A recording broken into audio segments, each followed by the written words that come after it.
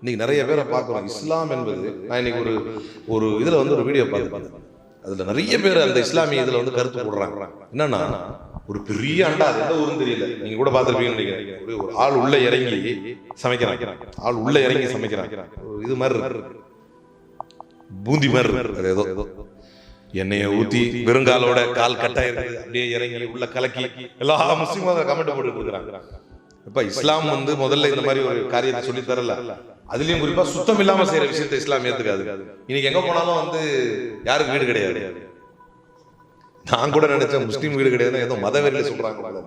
அப்புறம் விசாரிச்சா என்ன சொல்றாங்க, முஸ்லீம்கள் சுத்தமா வச்சுக்க மாட்டாங்க. கொடுமை. அத்தஹூரு ஷத்ருல் ஈமான், சுத்தம் ஈமானின் ஒரு பகுதி. இதுக்கு காரணம் என்ன தெரியுமா? சுத்தமாக இருந்தால் நன்மை கிடைக்கும் என்று நினைத்திருந்தால் இந்த சமூகம் சுத்தத்தை ஃபாலோ பண்ணிருக்கும். சுத்தத்தையும் சிரமமாக்கிட்டா சைத்தான். காரணம் என்ன? நன்மை கிடைச்சிட கூடாதுல்ல அவனுக்கு.